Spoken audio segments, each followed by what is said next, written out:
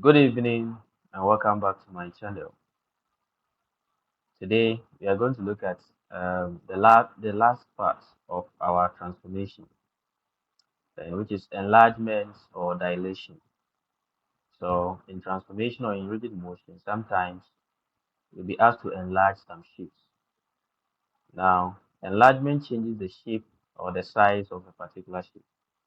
Now, what uh, will happen before the size of that particular shape changes? Now it is as a result of the scale factor. So it is the scale factor that is causing the changes in the size of that particular shape. So now if the scale factor is greater than one, the shape becomes bigger.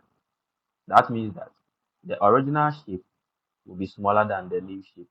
So the image shape or the image will be bigger than the object. That is when the scale factor is greater than one. So 2, 3 going. But when the scale factor is between 0 and 1, then the shape becomes smaller. So that means that there is a reduction. But if it is greater than 1, then there is an enlargement. Yes. So if we take an example here, you have scale factor of 2. You want to enlarge this point with this scale factor. So we know that this point um, came about as a result of this enlargement from this point. So this 2 will multiply this particular point. So basically, if we have a scale factor, let's say k, the scale factor k, and we have a point which is x, and we have y, we have x and y. They're the same points that are written this way. Sometimes you can write a point this way, you can write it this way, or you can write it in column form. So this one you can write it this way, or you can write it in this form. Yes. So we prefer this one. So this k is multiplying this point x and y. So this is the scale factor shape. Now when this multiplies, it's going to multiply the x and y. So this is what you're going to have.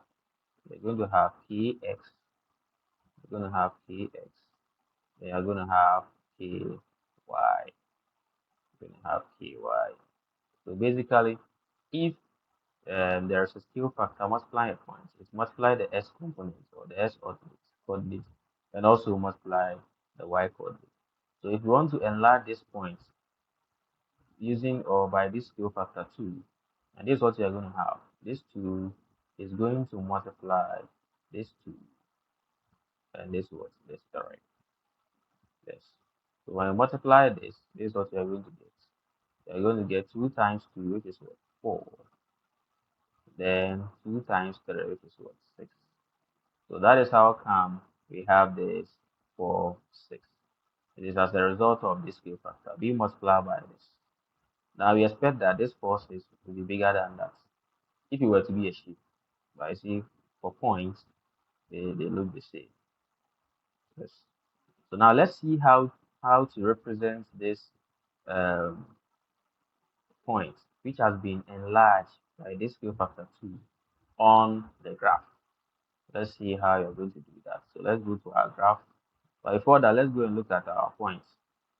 Our point is what? 2, 3. So let's do plot 2, 3.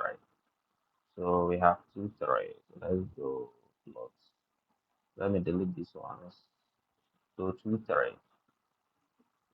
We have the point 2, 3.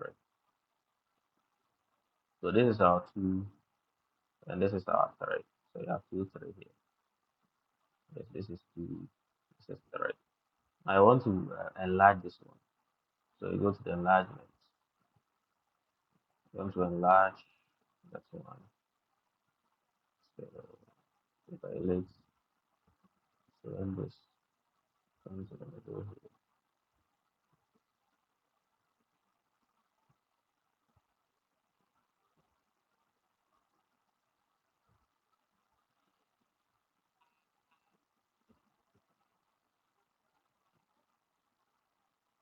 Okay, so we have scale factor of 2. Press enter. So you see, we are having our 2 there. Okay, so you have this is the point of enlargement. That's the origin. Yes. Now this is the object and this is the image. So initially the object, the point was 2 and 3. Point was 2, 3. Now after multiplying by the square factor 2, we are going to have 4, 6. So it is 4 6 that we have. We have 4 6 here. So that is what we are going to have. All right, let's take an example. Let's take a shape and do some enlargement and see how it will be like. So let's say we are taking a triangle, taking a triangle. Let's say you have a triangle, it's a triangle here, it's a triangle here, it's a triangle here. You want to enlarge this triangle.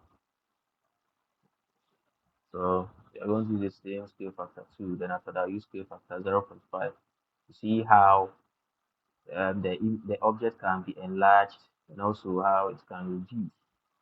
So uh, let's go.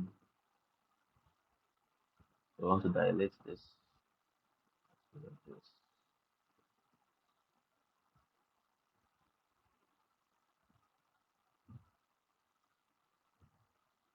So let's take 2. Let's see. Oh, it didn't work.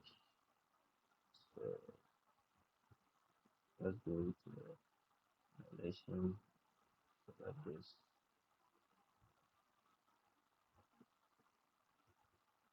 No, if this one will work, 2.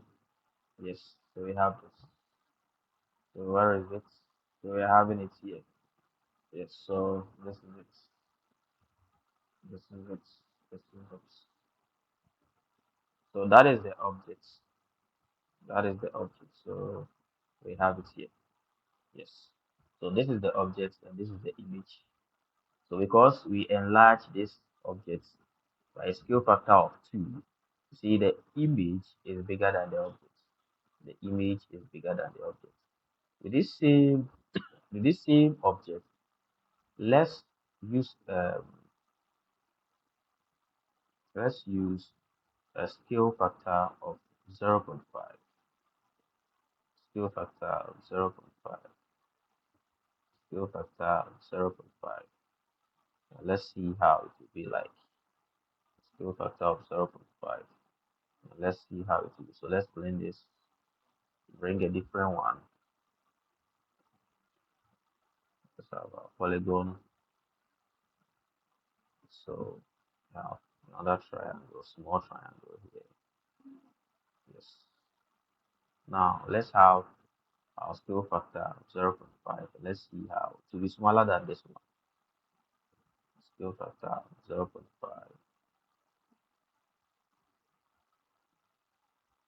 Scale factor of 0.5.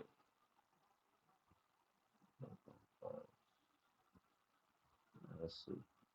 So you see, this is the image and it's smaller than the object because the scale factor is between 1, 0, and 1. The scale factor is between 0 and 1. So the shape becomes smaller. So you see the shape is smaller. But the first one that we did, the shape became bigger because it was the scale factor was 2 and that 2 is greater than 1. So the shape became bigger. But since the scale factor we choose, which is 0.5, is between 0 and 1, the shape becomes smaller. So that is why this shape is smaller than that one. This shape is smaller than that one. So this is how we enlarge shapes. This is how we enlarge points. Now we have been able to uh, plot points, know how to plot points. We have been able to um, reflect points, reflect shapes, um, reflection in the x-axis, reflection in the y-axis. Then move to rotation 270 degrees counterclockwise or anti-clockwise or 90 degrees clockwise. Then we have 90 degrees counterclockwise or anti-clockwise or 270 degrees clockwise. We have 180 degrees about the origin. Yes, we come to know how to rotate all these points to get the accurate shapes. We also move on to talk about translation, how to translate, yes, given the translation vector.